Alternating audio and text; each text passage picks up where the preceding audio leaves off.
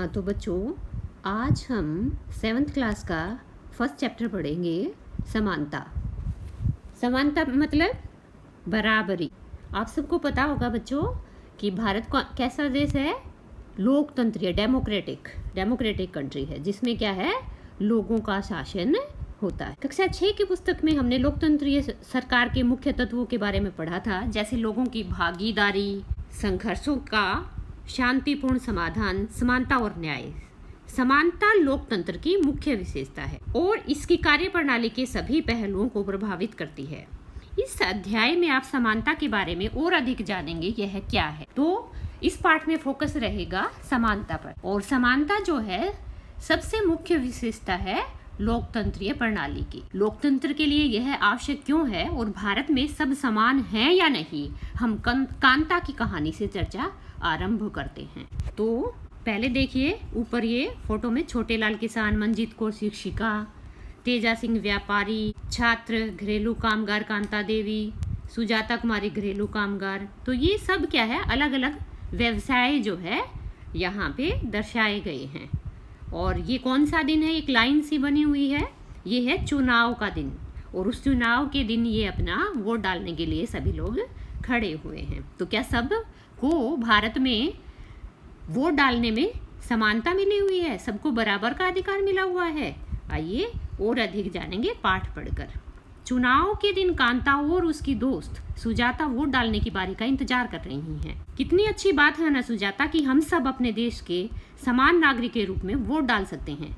जैन साहब भी हमारे साथ इसी लाइन में खड़े। हाँ बिल्कुल, सुजाता बोलती है। अब चल कांता, अब तेरी बारी आई वोट डालने की। मैं तो उसे वोट दूंगी जिसने हमारे मोहल्ले में पानी की पाइप लाइन लाने का वादा किया है। अब वोट जो है किसको देते हैं लोग? जो उनकी ज़रूरतों को पूरा करते हैं, जो उनका ध्यान रखते हैं, उनके हितों का ध्यान रखते हैं, उसी को हम क्या है, वोट देते हैं। अब ये अगली लाइन, अब्दुल रहमान कारीगर, शबनम बानो गृहिणी, ग्रेसी लैलेंग परामर्शदाता, आईजैक लैलेंग सरकारी अधिकारी, रुखसाना मिर्जा मीडिया कर्मी, योगराज बेरोजगार, अशोक जैन उद्योगपति। कुछ देर बाद में आना कांता जी। नमस्ते साहब, गुड़िया बुखार में पड़ी है और उसे अस्पताल लेकर जाना है, पर पहले साहब के घर का काम कराऊं और उनसे कुछ पैसे उधार ले आऊं। क्यों ले रही है वो पैसे उधार? क्योंकि उसकी बिटिया बीमार है। घर पर ले, यह पी ले, अपने घर पे होती है, कुछ अच्छा लगेगा तुझे, और मैं जब शाम को लौटूंगी तो अपने अस्पताल चलेंगे, ठीक है? गुड़िया बार बार बीमार नहीं पड़ेगी तो और क्या होगा? बस्ती में तो कभी साफ सफाई होती ही नहीं है। देखिए बच्चों, ये गंदगी ही गंदगी है हर जगह, साफ सफाई नहीं हो रही। तो ये क्या है, गरीबों की बस्ती दिखाई गई है। कोनों को अच्छे से साफ करना। अब जो अच्छे घर हैं जहाँ पे नौकर काम करते हैं, अमीर लोगों के घर है, वहाँ पे क्या है, नौकरानी से, कांताबाई से कहा जा रहा है कोनों को अच्छे से साफ करना। कांता, ये ले तेरे पैसे, पहले से पैसे मांगने की आदत मत बना, समझी? जी मैडम, नहीं बनाऊंगी। मताधिकार की समानता। कहानी का प्रारंभ कांता के वोट देने की लाइन में खड़े होने से होता है। पुनः उन विभिन्न लोगों की ओर देखो जो उसके साथ लाइन में खड़े हैं। कांता अपने मालिक अशोक जैन को पहचान लेती है और अपने पड़ोसी छोटे लाल को भी। भारत जैसे एक लोकतंत्रीय देश में सब वयस्कों को मत देने का अधिकार है। अब ये वयस्क क्या होता है बच्चों? जिसने 18 साल या उससे ऊपर की उम्र को पार कर लिया हो, उसको क्या बोलेंगे हम? वयस्क बोलेंगे। और उसको हमारे भारत में क्या है, मत देने का अधिकार है, चाहे उनका कोई भी धर्म हो, चाहे उनकी कोई जाति हो, चाहे वो गरीब हो अमीर हो। क्या तो इसे हम क्या कहेंगे? सार्वभौमिक वयस्क मताधिकार। और यह सभी लोकतंत्रों का आवश्यक पहलू है। सार्वभौमिक वयस्क मताधिकार का विचार समानता के विचार पर आधारित है। किसके विचार पर आधारित है? समानता के। क्योंकि यह घोषित करता है कि देश का हर वयस्क स्त्री पुरुष, चाहे उसका आर्थिक स्तर कुछ भी हो, जाति कुछ भी हो, वोट का वो हकदार होगा। और कांता वोट देने के लिए बहुत उत्सुक है और यह देखकर बहुत खुश है कि सब उसके बराबर है, क्योंकि उन सब के पास भी एक ही वोट है। और हमारे भारत में क्या है, चाहे गरीब अमीर जाति कुछ भी हो, सबको क्या है, एक ही वोट डालने का अधिकार है। गरीब जो है कम डाल सकते हैं या अमीर ज़्यादा डाल सकते हैं, ऐसा कुछ भेदभाव भारत में नहीं किया गया है। परंतु जैसे जैसे दिन बीतता जाता है कांता के मन में समानता के वास्तविक अर्थ के बारे में शंका होने लगती है। अब वोट डालने के समय तो क्या है, उसके मन में समानता का विचार है कि हाँ हम सब बराबर है, सब बराबर वोट डाल, एक ही लाइन में खड़े हैं एक साथ। लेकिन शाम होते होते उसको क्या है, जो सच्चाई है आर्थिक रूप में से जो समानता नहीं है उसके बारे में वो अनुभव करती है। वह क्या बात है जिसने कांता के मन में शंका पैदा कर दी। आओ उसके जीवन की दिनचर्या देखें। वह झोपड़पट्टी में रहती है और उसके घर के पीछे एक नाला है। उसकी बेटी बीमार है, परंतु वह अपने काम से एक दिन की भी छुट्टी नहीं ले सकती। क्यों नहीं ले सकती? क्योंकि घर का खर्च नहीं चलेगा। अगर वो एक दिन भी छुट्टी लेगी तो उसकी क्या है, पगार काट ली जाएगी, उसकी मजदूरी काट ली जाएगी। क्योंकि उसे अपने मालिक से बच्चे को डॉक्टर के पास ले जाने के लिए पैसे उधार लेने हैं। घरेलू काम की नौकरी उसे थका देती है और अंततः उसके दिन की समाप्ति फिर लंबी लाइन में खड़े होकर होती है। सरकारी अस्पताल के सामने लगी यह लाइन उस लाइन से भिन्न है जिसमें वह सुबह लगी थी। अब सरकारी अस्पताल में भिन्न है, वहाँ पे क्या है, लाइन लगी होगी, उसमें अमीर लोग नहीं मिलेंगे। लेकिन जो सुबह लाइन थी वोट डालने के लिए, उसमें अमीर गरीब सब बराबर में खड़े थे। जिसमें वह सुबह लगी थी उससे क्या है, ये अलग है, क्योंकि इस लाइन में खड़े अधिकांश लोग गरीब है।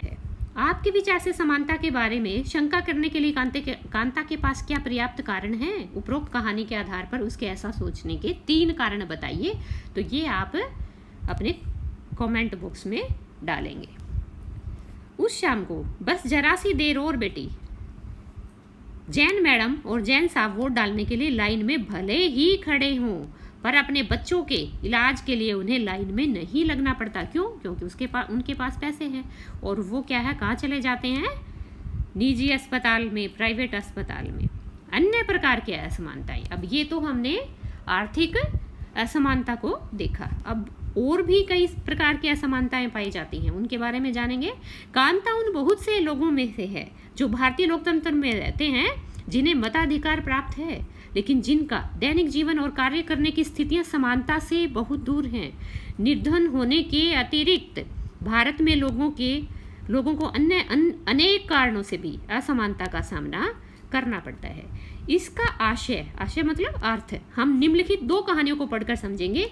ये दोनों ही वास्तविक घटनाओं पर आधारित है। वास्तविक मतलब सच्ची, और भारत में होने वाली विभिन्न प्रकार की असमानताओं पर प्रकाश डालती हैं।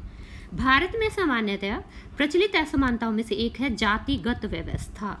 ऊपर हमने आर्थिक असमानता पढ़ी थी, अब यहाँ पे हम जातिगत असमानता पढ़ेंगे। यदि आप ग्रामीण भारत में रहते हैं, गांव में रहते हैं, तो जातिगत पहचान का अनुभव शायद बहुत छोटी आयु में ही आपको हो जाता है। यदि भारत के शहरी क्षेत्र में रहते हैं तो लोग जात पात में विश्वास कम ही करते हैं। परंतु जरा एक प्रमुख समाचार पत्र के व्यवहारिक विज्ञापन के कॉलम को देखिए तो आप पाएंगे कि उच्च शिक्षा प्राप्त शहरी भारतीय के दिमाग में भी जाति कितनी महत्वपूर्ण है। देखिए, ये कुर्मी क्षत्रिय है, BSc MSc BEd, ये क्या मांग रहा है, ब्राह्मण जिजोदिया बुंदेलखंडी, ब्राह्मण ध्रुव कौशल गोत्र, देखो, और कन्या हेतु वर चाहिए सर्व ब्राह्मण मान्य। अब देखिए, ये और किसी जाति में नहीं करने की सोच रहा है, स्पेशल लिखा है। तोमर राजपूत मैकेनिकल इंजीनियर सुजलान हेतु सेवारत, उच्च तकनीकी अर्हता प्राप्त राजपूत कन्या चाहिए। यहाँ भी देखिए आप।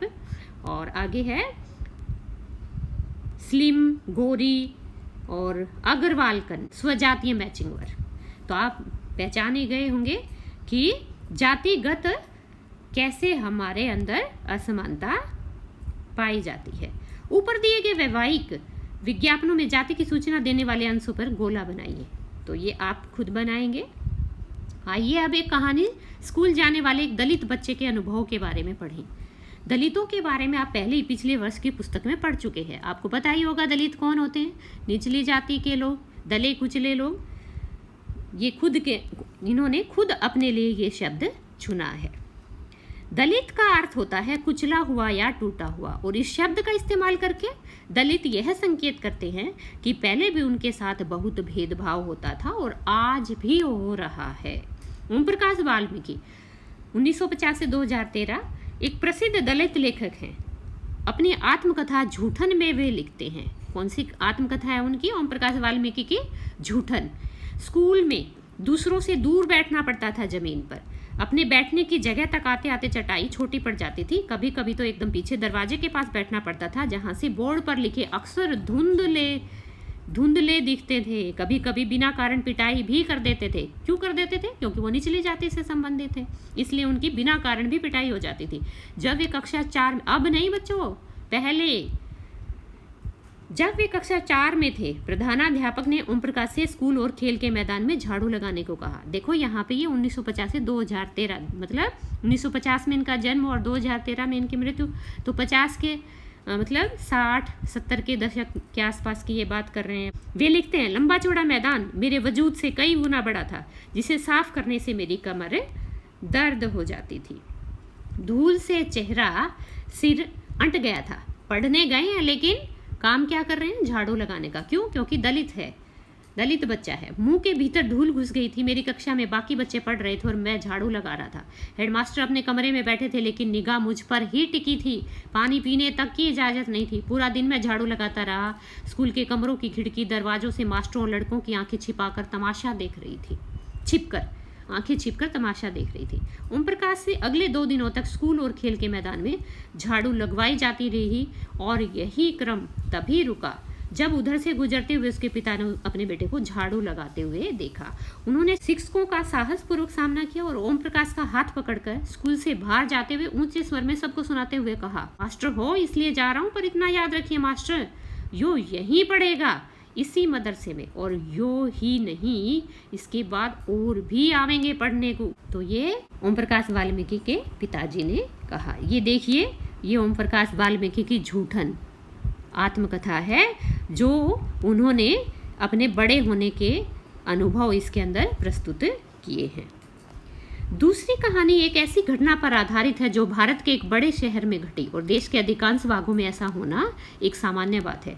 यह कहानी श्री और श्रीमती अंसारी की है, जो शहर में किराए पर एक मकान लेना चाहते थे। वे पैसे वाले थे, इसलिए किराए की कोई समस्या नहीं थी। वे मकान ढूंढने में मदद लेने प्रॉपर्टी डीलर के पास गए। डीलर ने उन्हें बताया कि वह कई खाली मकानों के बारे में जानता है जो किराए पर मिल सकते हैं।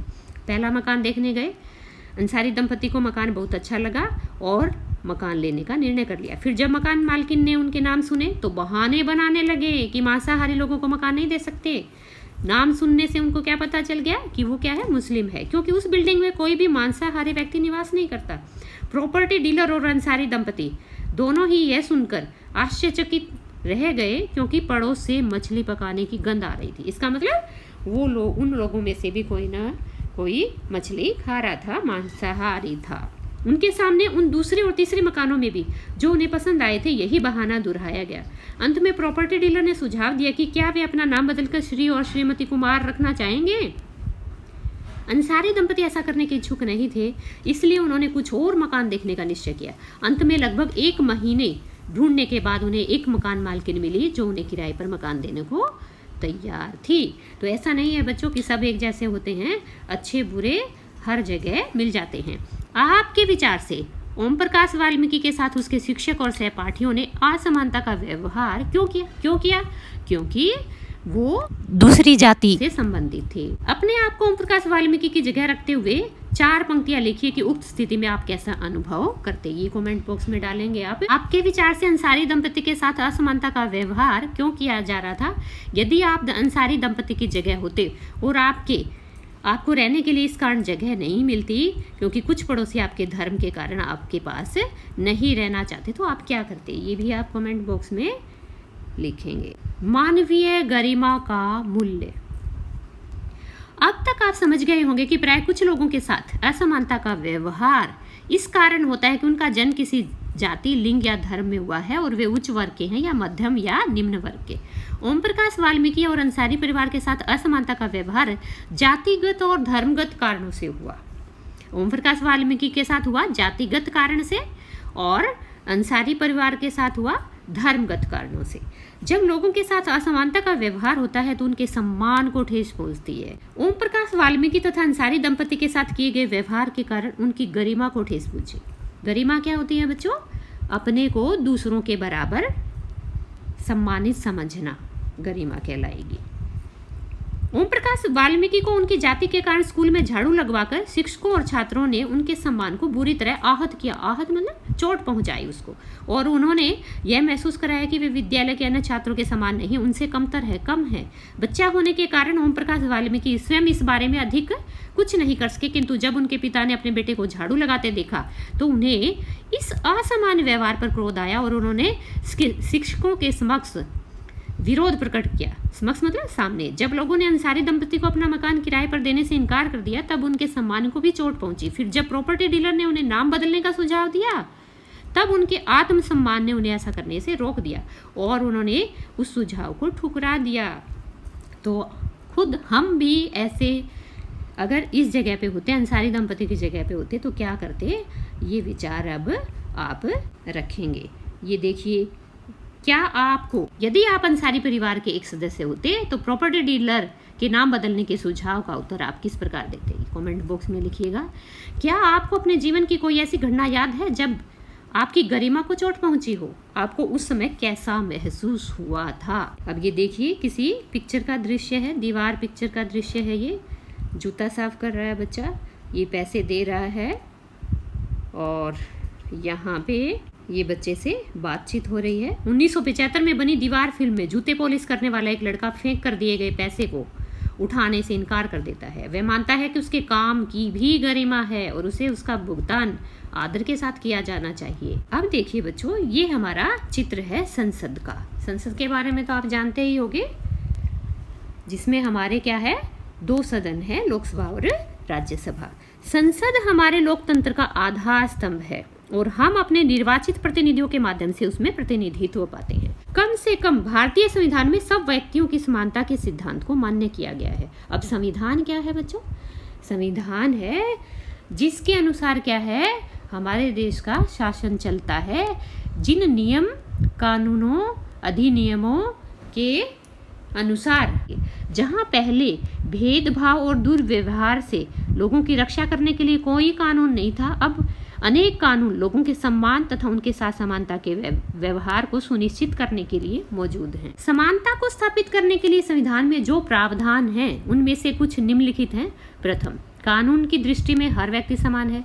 इसका तात्पर्य है, इसका मतलब है कि हर व्यक्ति को देश के राष्ट्रपति से लेकर कांता जैसी घरेलू काम करने वाली महिला तक सभी को एक जैसे ही कानून का पालन करना है। संविधान के अनुसार किसी के साथ भेदभाव नहीं हुआ है बच्चों, चाहे वो राष्ट्रपति ही क्यों ना हो और चाहे वो एक नौकरानी ही क्यों ना हो, कानून के सामने सबको समान समझा जाता है। दूसरा, किसी भी व्यक्ति के साथ उसके धर्म, जाति, वंश, जन्मस्थान और उसके स्त्री या पुरुष होने के आधार पर भेदभाव नहीं किया जा सकता। तीसरा, हर व्यक्ति सार्वजनिक स्थानों पर जा सकता है। सार्वजनिक स्थान जैसे हमारे निजी ना होके जो क्या है, जिसपे सबका अधिकार, जिनमें खेल का मैदान, होटल, दुकानें और बाजार आदि सम्मिलित हैं। सब लोग सार्वजनिक कुओं, सड़कों और नहानों के घाटों का उपयोग कर सकते हैं। चौथा, अस्पृश्यता का उन्मूलन कर दिया गया है। अस्पृश्यता क्या होती है बच्चों? छुआछूत, उसका भी क्या है, उन्मूलन मतलब उखाड़ फेंक दिया गया है, उसको भी हटा दिया गया है हमारे कानून में। जीरो हंगर, भूखमरी समाप्त करना, ये भी हमारे क्या है, उद्देश्य है हमारे संविधान का। शासन ने संविधान द्वारा मान्य किए गए समानता के अधिकार को 2 तरह से लागू किया है। पहला, कानून के द्वारा, और दूसरा, सरकार की योजनाओं व कार्यक्रमों द्वारा सुविधाहीन समाजों की मदद करके। भारत में ऐसे अनेक कानून हैं जो व्यक्ति के समान व्यवहार प्राप्त करने के अधिकार की रक्षा करते हैं। कानून के साथ साथ सरकार ने उन समुदायों जिनके साथ सैकड़ों वर्षों तक असमानता का व्यवहार हुआ है, उनका जीवन सुधारने के लिए अनेक कार्यक्रम और योजनाएं लागू की हैं।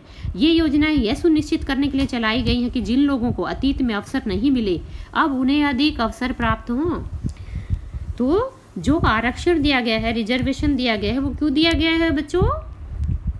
ताकि पुराने समय में, अतीत में उनको अवसर जब नहीं मिले थे, जब वो पढ़े लिखे नहीं होते थे और जब उनको दबा कर रखा जाता था, तो उसके एवज में उनको अब ज़्यादा अवसर दिए जाएं, क्योंकि अब क्या है, कानून का शासन है और लोकतंत्रीय प्रणाली है।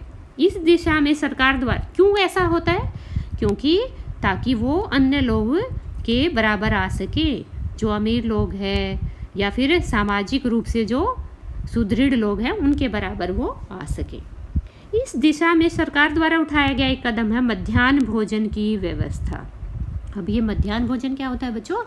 स्कूलों में जो आधी छुट्टी में दिया जाने वाला भोजन। इस कार्यक्रम के अंतर्गत सभी सरकारी प्राथमिक स्कूलों के बच्चों को दोपहर का भोजन स्कूल द्वारा दिया जाता है और यह योजना सबसे पहले तमिलनाडु राज्य में प्रारंभ की गई और 2001 में तो उच्चतम न्यायालय ने सुप्रीम कोर्ट ने सभी राज्य सरकारों को इसे अपने स्कूलों में 6 माह के अंदर आरंभ करने के निर्देश दिए।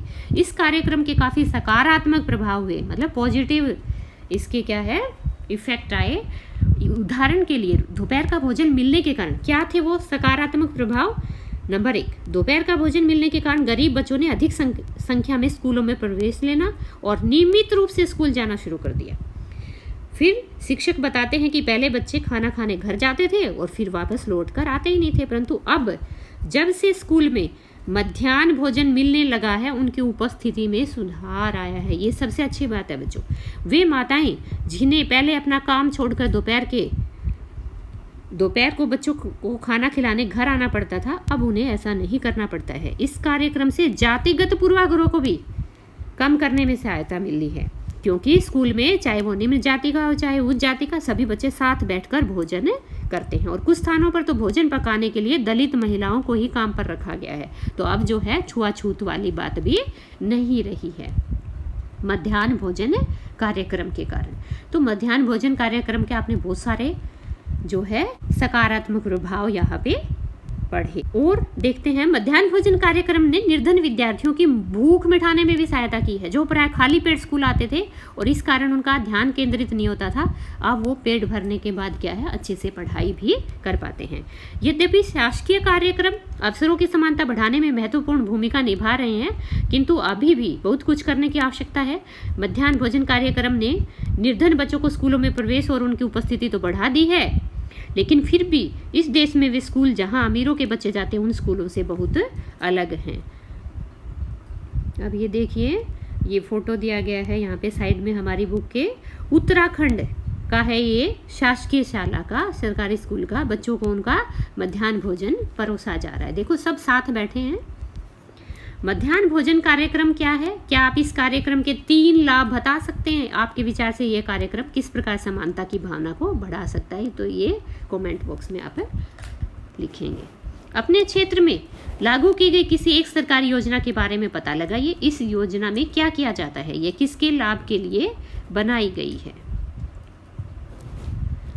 तो हम पीछे पढ़ रहे थे कि उन देश में क्या है, स्कूल जहां अमीरों के बच्चे जाते हैं उन स्कूलों से बहुत अलग हैं जहां गरीबों के बच्चे पढ़ते हैं। आज भी देश में कई स्कूल हैं जिनमें ओम प्रकाश वाल्मीकि जैसे दलित बच्चों के साथ भेदभाव और असमानता का व्यवहार किया जाता है। इन बच्चों को ऐसी असमान स्थितियों में धकेला जाता है जहां उनके सम्मान की रक्षा नहीं हो पाती। ऐसा इसलिए है क्योंकि कानून बन जाने के बाद भी लोग उन्हें समान समझने से इनकार कर देते हैं।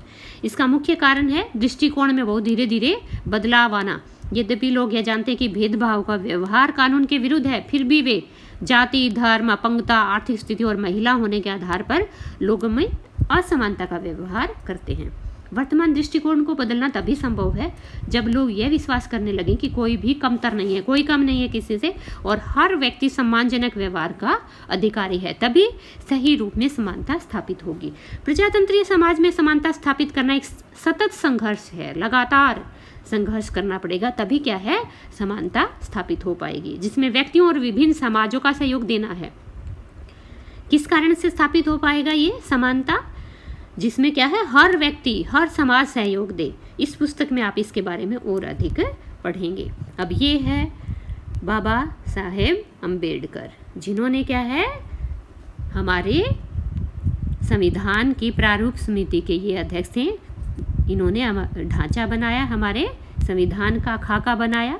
अपने आत्मसम्मान को दांव पर लगाकर जीवित रहना अशोभनीय है। ये बाबा साहब बोल रहे हैं। आत्मसम्मान जीवन का सबसे जरूरी हिस्सा है, इसके बिना व्यक्ति न गण्य है। नहीं के समान, नगण्य मतलब नहीं के समान। आत्मसम्मान के साथ जीवन बिताने के लिए व्यक्ति को कठिनाइयों पर विजय प्राप्त करनी होती है। केवल कठिन और निरंतर संघर्ष से ही व्यक्ति बल, विश्वास और मान्यता प्राप्त कर सकता है। अब उन्होंने बोला है मनुष्य नाशवान है, खत्म होने वाला है, मतलब मर जाता है। हर व्यक्ति को किसी न किसी दिन मरना है, परंतु व्यक्ति को यह संकल्प लेना चाहिए कि वह अपने जीवन का बलिदान आत्मसम्मान के उच्च आदर्शों को विकसित करने और अपने मानव जीवन को बेहतर बनाने में करेगा। किसी साहसी व्यक्ति के लिए आत्मसम्मान रहित जीवन जीने से अधिक शोभनीय, अशोभनीय और कुछ नहीं है। B.R. अम्बेडकर। तो बड़ी अच्छी बात बोली है उन्होंने। और ये बात क्यों आई है उनको? क्योंकि उन्होंने खुद असमानता का घूंट पिया है। अन्य लोकतंत्रों में समानता के मुद्दे। शायद आप सोच रहे होंगे कि भारतीय लोकतंत्र ही ऐसा है जहां असमानता का अस्तित्व है, लेकिन नहीं बच्चों, ये तो क्या है, लगभग हर देश में ही पाया जाता है किसी न किसी रूप में, जहां समानता के लिए संघर्ष जारी है। सच तो यह है कि संसार के अधिकांश लोकतंत्रीय देशों में समानता के मुद्दे पर विशेष रूप से संघर्ष हो रहे हैं। उदाहरण के लिए संयुक्त राज्य अमेरिका में अफ्रीकी अमेरिकन लोग कौन होते हैं बच्चों? जो रहते अमेरिका में है लेकिन मूल रूप से वो कहाँ के हैं? अफ्रीका के, जिनके पूर्वज गुलाम थे और अफ्रीका से लाए गए थे। वे आज भी अपने जीवन को मुख्य रूप से असमान बताते हैं, जबकि 1950 के अंतिम दशक में अफ्रीकी अमेरिकनों को समान अधिकार दिलाने के लिए आंदोलन हुआ था। कब हुआ था आंदोलन? 1950 के अंतिम दशक में। इससे पहले अफ्रीकी अमेरिकनों के साथ संयुक्त राज्य में बहुत असमानता का व्यवहार होता था और कानून भी उन्हें समान नहीं मानता था। उदाहरण के लिए बस से यात्रा करते समय उन्हें बस में पीछे बैठना पड़ता था, या जब भी कोई गोरा आदमी बैठना चाहे तो उन्हें सीट से उठ जाना पड़ता था। तो ये देखो, अमेरिका जैसे देशों में भी क्या है, असमानता का दंश सहा है लोगों ने। रोजा पार्क्स 1913-2005 एक अफ्रीकी अमेरिकन महिला थी। 1 दिसंबर 1955 को दिन भर काम करके थक जाने के बाद बस में उन्होंने अपनी सीट एक गोरे व्यक्ति को देने से मना कर दिया। उस दिन उनके इनकार से अफ्रीकी अमेरिकनों के साथ असमानता को लेकर एक विशाल आंदोलन प्रारंभ हो गया, जो नागरिक अधिकार आंदोलन कहलाया। कौन सा अधिकार कहलाया बच्चों? नागरिक अधिकार आंदोलन, मतलब सिविल राइट्स मूवमेंट। और 1964 के नागरिक अधिकार अधिनियम ने नस्ल, धर्म और राष्ट्रीय मूल के आधार पर भेदभाव को निषेध कर दिया। मतलब नागरिक अधिकार अधिनियम कब बना? 1964 में। इसने यह भी कहा कि अफ्रीकी अमेरिकन बच्चों के लिए सब स्कूलों के दरवाजे खोले जाएंगे और उन्हें उन अलग स्कूलों में नहीं जाना पड़ेगा जो विशेष रूप से केवल उन्हीं के लिए खोले गए थे। पहले उनको अलग स्कूल में अंग्रेजों के साथ नहीं पढ़ाया जाता था। इतना होने के बावजूद भी अधिकांश अफ्रीकी अमेरिकन गरीब हैं। अधिकतर अफ्रीकी अमेरिकन बच्चे केवल ऐसे सरकारी स्कूलों में प्रवेश लेने का ही सामर्थ्य रखते हैं जहां कम सुविधाएं हैं और कम योग्यता वाले शिक्षक हैं, जबकि गोरे विद्यार्थी निजी स्कूलों में जाते हैं या उन क्षेत्रों में रहते हैं जहां के सरकारी स्कूलों का स्तर निजी स्कूलों जैसा ही ऊंचा है। ये क्या है, फोटो किसकी है बच्चों? रोजा पार्क्स, एक अफ्रीकी अमेरिकन औरत है जिनकी एक विद्रोही प्रतिक्रिया ने अमेरिकी इतिहास को दिशा बदल दी। अब बच्चों, भारत के संविधान के अनुच्छेद 15 के अंश, ये क्या है, समानता से ही संबंधित अनुच्छेद है। इसमें क्या है, धर्म, मूल, वंश, जाति, लिंग या जन्म स्थान के आधार पर विभेद का प्रतिषेध है। यहाँ पे कि हम किसी के साथ जन्म के आधार पे, धर्म के आधार पे या जाति या लिंग के आधार पे कोई भेदभाव नहीं कर सकते। विभेद मतलब भेदभाव और प्रतिषेध मतलब मनाही है। तो इसके पॉइंट है बच्चों, नंबर 1, राज्य किसी नागरिक के विरुद्ध केवल धर्म, मूल, वंश, जाति, लिंग, जन्म स्थान या इनमें से किसी एक के आधार पे कोई भी भेद नहीं करेगा, कोई भेदभाव नहीं करेगा। नंबर 2, कोई नागरिक केवल धर्म, मूल, वंश, जाति, लिंग, जन्म स्थान या इनमें से किसी के आधार पर दुकानों, सार्वजनिक भोजनालयों, होटलों और सार्वजनिक मनोरंजन के स्थानों में प्रवेश या पूर्णतः या भागतः राज्य निधि से पोषित या साधारण जनता के प्रयोग के लिए समर्पित कुओं, तालाबों, स्नान घाटों, सड़कों और सार्वजनिक समागम के स्थानों के उपयोग के संबंध में किसी भी निर्योग्यता, दायित्व, निर्बंधन या शर्त के अधीन नहीं होगा। मतलब सबको समान समझा जाएगा और सब इन सार्वजनिक जगहों का उपयोग कर सकते हैं, किसी के साथ कोई भेदभाव नहीं किया जाएगा। लोकतंत्र की चुनौती। किसी भी देश को पूरी तरह से लोकतंत्रीय नहीं कहा जा सकता। हमेशा से ही ऐसे समुदाय और व्यक्ति होते हैं जो लोकतंत्र को नए अर्थ देते हैं बच्चों, और अधिक से अधिक समानता लाने के लिए नए नए सवाल उठाते हैं। इसके केंद्र में वह संघर्ष है जो सब व्यक्तियों को समानता और सम्मान दिलाने का पक्षधर है। इस पुस्तक में आप पढ़ेंगे कि किस तरह समानता का प्रश्न भारतीय लोकतंत्र में हमारे दैनिक जीवन के विभिन्न पहलुओं को प्रभावित करता है।